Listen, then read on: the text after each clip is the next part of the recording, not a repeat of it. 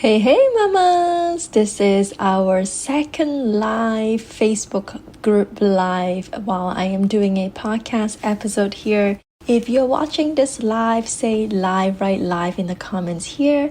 And if you're watching this on replay, write replay so that I know you watched it. But for anybody who are watching right here now, if you have any questions, just drop it in the comment sections. I will be reviewing and going over the questions once I am reaching toward the end of the topic that I want to talk about. And today's topic I want to talk about is, are you feeling overwhelmed with work, life, and family balance?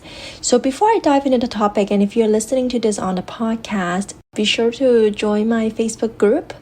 My Facebook group is the Diastasis Recti Secret. It will call something like Diastasis Recti and Postpartum Mom free group hosted by Becky Choi. So if you wanted to join the group and have a more interactive moments with me in a group in a private setting, this is a great way for you to interact with me. And I just wanted to make sure that I'm not missing out any comments. So if you're watching, make sure you are writing replay or like you're writing your questions here so that I can answer them as I go. Well, I'm excited somebody's watching. Say hello. But let's get back onto today's topic. So I wanted to talk about feeling overwhelmed in work and life. So I know that as a mom, we have a lot of things to juggle, not just the baby, and like we are trying to learn this new way of motherhood. If you're a first-time mom here, kudos to you. There's a lot to learn. There's lots going on. And if you're a working mom as well, right? You are going to work. How do you balance with all that work, life? And if you were to adding on top of it, let's say doing a workout, how are you going to balance workout with work and life and family, right? I wanted to talk about this, and I have talked to so many people over the last few years, 300, 400, I don't know, maybe over 500 people over the last several years on a one-on-one basis, and almost no one would tell me that, oh, I'm so relaxed, I have so much time, I want to do workout. Everybody would be like, yes, I should do this, I really should do this to boost up my energy. I wanted to get back in shape, I wanted to feel fit again, I don't want to feel sluggish, right? But none of them will say that, oh, I really want to do this, I have so much time. Everybody are overwhelmed somewhat. They are beat up, they're tired, they're burned out, and they're just feeling like this is like so much, right? This is too much to do, and they can't stop at the same time. They can't stop. And do you feel like you're one of those people that you can't seem to stop doing because there's so many of like a laundry list of stuff that you need to do, and laundry is probably part of it, right? Part of your to-do list. And I wanted to ask, like, why are we doing this to ourselves, right? Why are we being so overwhelmed and we can't stop this behavior? And I think part of it is due to our culture, right? Our employers probably not helping, our colleagues, and they don't really support us and to stop working. Like, there's always stuff on your desk when we're at work. And when we were in school, there's probably a lot of assignments and exams, and just like never stop kind of culture. It's never the moment that you take a step back and reflect and relax. It's always go, go, go. Like everywhere we go, it's go, go, go. So this syndrome is really rooted from long time ago, from our school to our work, and it really carries on over to our personal and family life, and really frequently does. And now as a mother too, you have so much more that you need to learn, and getting a little stuff done, you feel like it takes forever for you to do it because you just have so many other things you feel like you need to do first. And this is really stressful. And I'm telling you, you need to take a moment and you need to start taking control of your life. And once you get this message, it is easier for you to identify the step you need to do to make a shift all of this behavior quickly, because it's gonna be a vicious cycle for you. You have a lot of work to do, you need to do them, and then you don't like doing them, but you have to do them, and then so you're neglecting other priorities, and then let's say you can't work out because you're so tired by the end of the day, and then you still can't finish the thing you need to do, and you feel bad about yourself. right? Tomorrow you wake up in the morning, maybe because you felt so bad and you didn't have a good night's sleep, and then you went on and maybe eating food that you're not supposed to eat, and then you still have to continue to do all the things you need to do in your agenda. So like this vicious cycles continue to keep going. We need to break it in order to change your life. And I say that to my clients a lot too, right? In order for you to reach your goal, you really need to focus on the things that is most important for you. How do we do that? Right? Okay, so I wanted to give you some strategies and 6 tips here for you to focus on. The 6 strategies here that I'm going to share with you on how to get out of the burnout and just feeling better about yourself and feeling that you're worth it, feeling that you deserve to have that break, you deserve to have a balance of work and life, right? We need to focus on that and making a good decisions for yourself. So first tips here, if you are listening this or if you're watching this, stop what you're doing here for a few minutes and take a break, okay? Go for a walk, a short walk around the neighborhood. If you have a baby with you, carry her in the carrier. Go for a short walk. Sit outside under a tree, right? Maybe, I don't know, maybe not under the tree because we're freezing here, negative 30. But if you can go for a walk if you're warm where you are, or go for a car ride. I used to do that a lot because my baby wouldn't take a nap at home. So I have to always drive her out to sleep. So otherwise, I would never get a break in the middle of the day. The only break I would get is to take her out in a car ride. So I would actually go for a car ride and I would listen to something. I personally like to listen to personal development, but for you, I really want you to meditate, listen to some nature music, listen to some relaxation music, breathe deeply when you're listening to these music, whether you're driving, whether you are walking. Take a moment just to let your brain not to think anything. Look at the stuff around you, surrounding you. If you see a person walking beside you, say hello to your neighbor, smile at them. Smiling is such a contagious act of happiness. When you smile, the other person will smile, and that smile make you feel so good.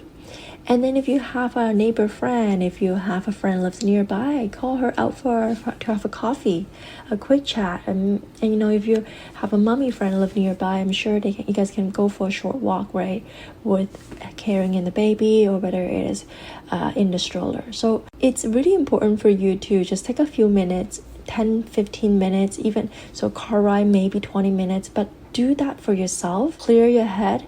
You can still do multitasking stuff, right? Even if you were going for a short walk, perhaps when you have ideas flowing into you while you're walking, you probably think of, oh yes, I forgot I needed to do that, and then you just jog it down on your phone quickly, right?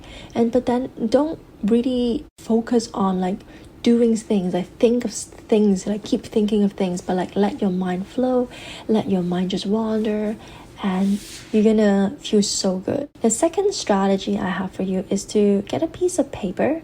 Take a piece of paper out and make 2 columns. On the one column, so on your left column, you list all the urgent things you need to do this week. And then on the other column, list all the things that you can delegate, you can hire people to do, or like you can pass it to somebody else to do it for you. Whether it is enlisting a family member, your spouse, hire a babysitter, right? Things that you can delegate, you can hire, you can get it done later. But so list out all the things you are so urgent that you cannot miss this week. Write on the left side, and write out on the other side. It's like, okay, things that is not so urgent, but yes, you need to get it done, but can you enlist other person to do it for you? Can you enlist another person to share the load with you? Do you have an older child who can do this stuff for you? How's your husband's schedule is like? What can you delegate to him? Do you have your parents are nearby that can help you with some of the babysitting stuff? And do you have your parent who can cook for you? Like, so some of the things that, think about a creative way that you can delegate and buy back your time. And at the end of the day, then this is like a really big thing in business too. Is like, what can you do that can buy back your time, right? What's gonna worth, like how much is your job worth for you? So let's say you have a full-time job, you're making, I don't know, I'm just making this up, like $20 an hour. So is there any job that is less than $20 an hour that you can hire another person to do it for you? So for example, you don't like cooking, but you also wanted to make healthy food for yourself, because you know that healthy food is going to help you with your energy and help you to to achieve your goal weight. So can you get can you get healthy food delivery to you, like those already pre-packaged grocery food that you can just toss on the pan and cook? Or can you just buy the already cooked meal for you, so then you don't need to cook, you don't need to wash dishes, you can just heat it up and you're good to go, you're good to eat. Can you do that a few times a week to help you, so then you have that extra an hour, right, 45 minutes to help you to do something else? So what can you buy back with the $20 hour an hour you make, right? What can you do to buy back that time? So think of that. So you can make two pieces of, again, a piece of paper, two columns. Urgent things, what are the things that you must do? You must do. So put it on your calendar on when you need to do those tasks. So then you will never forget. You're never gonna be panicking when you're forgetting. And then the other stuff that it's like, okay, what can I do that can delegate and hire people? And the third strategies I have for you is eliminate, and eliminate. Get rid of it. So unsubscribe any unnecessary emails. They take up so much of our time. Unfollow people who doesn't matter to you in your life. Unsubscribe them. You don't need to be scrolling your emails all the time and reading on what's promoting what, and this is on sale, that's on sale. When you want to buy stuff, you're gonna buy it, right? You're not gonna wait for these emails to come. Yeah, there are certain times that some store will have promo, but there's stuff that is not that important for you, and that you know that they're gonna go on sales anyways. Unsubscribe them. Why do you keep them on your emails? Because then it's taking up another extra minutes for you to open that email, to take a look, and I'm like, oh, this seems interesting, and then you the next thing you know is you're drowning into their promo, and then you cannot buy back this time.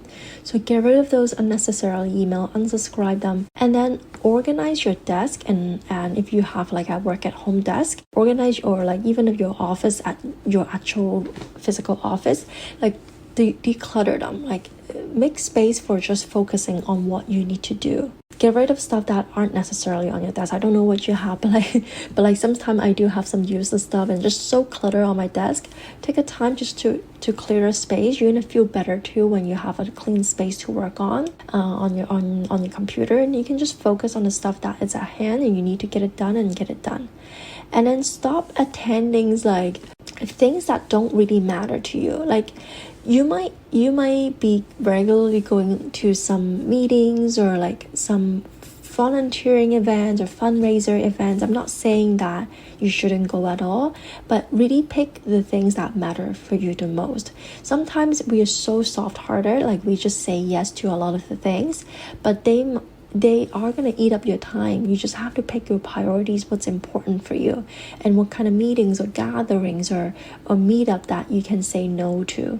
Don't be afraid to say no, because you wanted to focus on your goal. And if you're listening to this episode, I would like you to make your goal, your workout, or your health as one of your top priorities. So if you're able to say no to some of these gatherings or meetings or whatnot, right, you're also able to buy back some of your time and not feel so overwhelmed that you're not able to achieve that.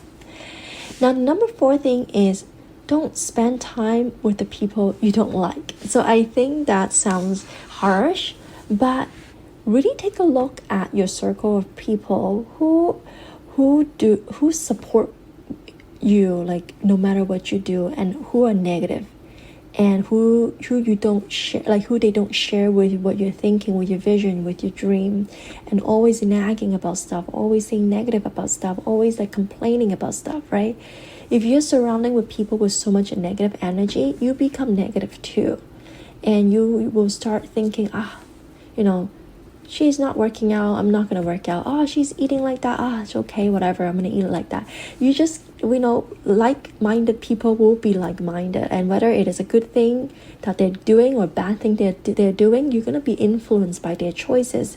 So why don't you surround yourself with the people who support you, who support your dream and honor who you are? And you're gonna feel good because they support.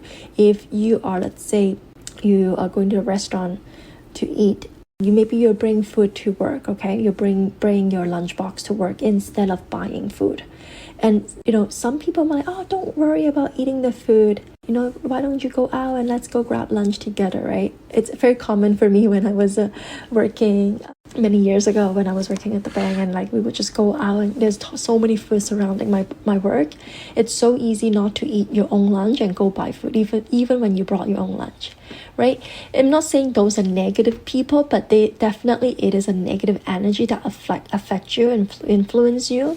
And sometimes you just have to stay away from that. And if you are like kind of weak, like myself, like sometimes it's weak to say no to people, like eat the lunch first. Make yourself full first, right? Like think about going out for lunch later, like make yourself full, eat first.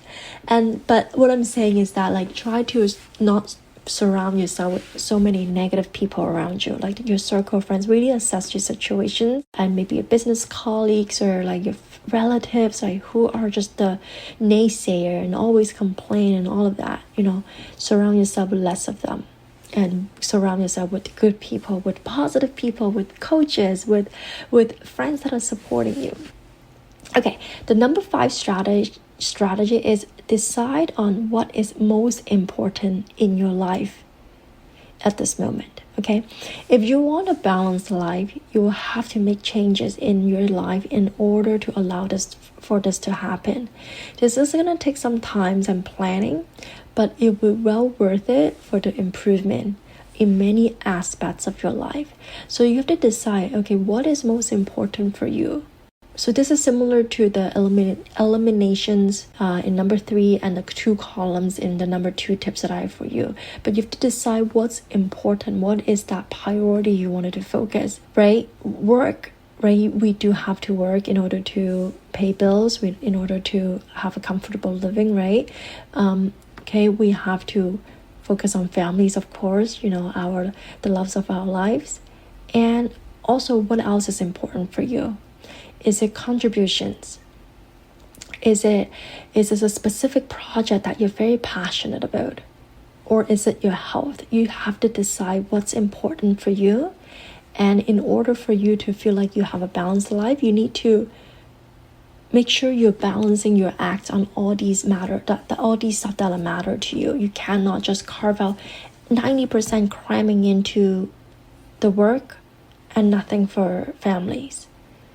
And it is going to be hard, but you just have to make it happen, and it's going to be worthwhile. It's going to be so worth it for you, and it's going to be changing for you. And don't think that right now you decide that these 3 things are the most important things in your life.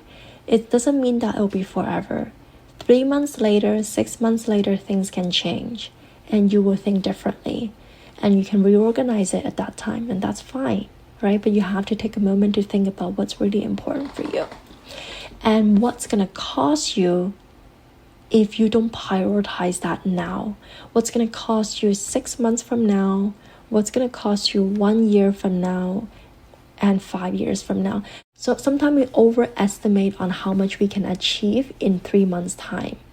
Like we overestimate that we can do so much in 3 months' time, but we underestimate that 1 year you can go so much further ahead, right? We underestimate that usually. A lot of us have just that tunnel vision, like if we don't see that very far in the future, and so because we don't see it, then we don't act on it. But little do you know, if you just act on it little by little, that goal will eventually happen a year from now. You have to decide what's important for you. And the number 6 thing is take an action step today to make change in your life. So you have to take action. Whatever goals you're setting, whatever that you are prioritizing, whatever you chose, you have to take actions today. So if it's calling a friend who will support you, who will listen to you, to understand you, or work with a coach who will support you and motivate you and help you to have a more balanced approach and give you that tough love, or like give you that organizational skills that you might be missing right now because you cannot see it because it's so foggy in front of you. It's so fogged up that you can't see it. So like your coach will be able to help you organize it, will be able to help you with a more balanced approach into like some of the blind spot that you don't see right now. Call up on your family members, talk about it, and delegate, right? If you don't talk to your, let's say your family or like your sister, your brother, about like the piece that you may be missing your old life, how you were able to do a lot of things when you before baby, and now you can, and you're really missing those moments. And those are the moments I don't want you to feel ashamed of, that feel like, oh, I'm such a bad mom, I want to be alone. No, but asking for help and asking for somebody who actually going to support you and listen to you and give you some help, so then you can actually know that you're supported and know what you need to do and focus on the things that matter. So I hope that helps, and in this episode on how to not feel so overwhelmed and like everything is like there's so much to do and that it's never ending for you. You definitely have the time, but sometimes it's all in your head that you don't have that moment, but you do. Even if it's a 10 minutes, 20 minutes, take a breather, step back. Even if it's shutting your door, let your husband handle everything. I promise you, you're gonna be fine. Don't feel bad about it. Don't feel bad about it. There's nothing to feel bad about. You're a human. You need that time for yourself. You need that balance. And when you do that, you're gonna come out better. You're gonna come out stronger. You're gonna come out more refreshed, and you're gonna do even better, right? It's like a battery. We can only use so much battery before we recharged.